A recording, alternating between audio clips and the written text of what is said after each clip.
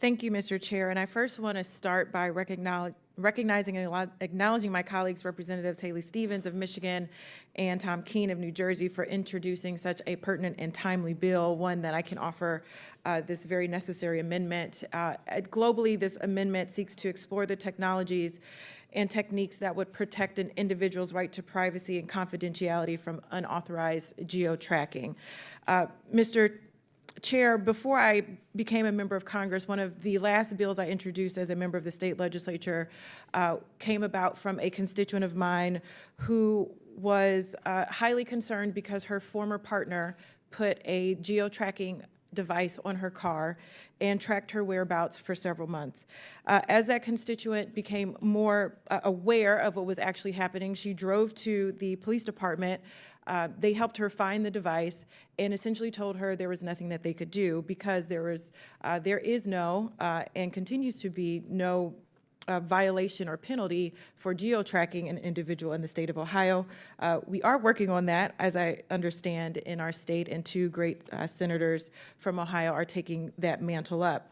But the bill I introduced before I ended up in Congress really highlighted the need of ensuring that we are clear about these types of geo-tracking devices and how they are impacting the lives of intimate partner victims. Particularly women throughout this country have continue to be victimized by these tracking devices unbeknownst to them, and there are no penalties and there's not a lot of information known about them.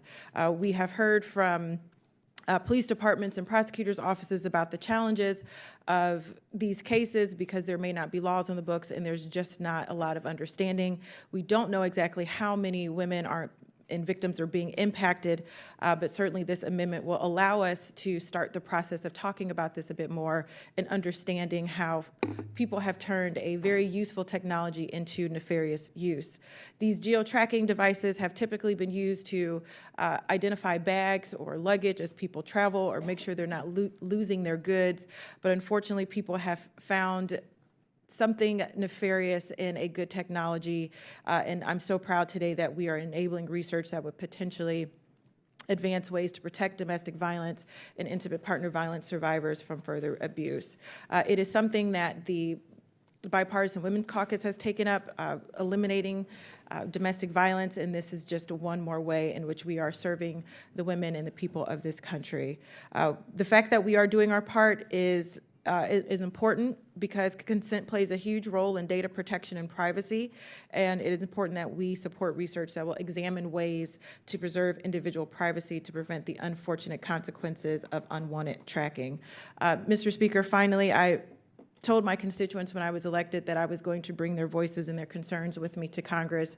This is one of the many ways in which I am showing and proving to my constituents that I am keeping my promises to Ohio's 13th congressional district, and I do hope that all my colleagues allow me to adequately serve my constituents as well as theirs by adopting this amendment and the underlying bill. Thank you, Mr. Chair. I yield back. Gentlelady.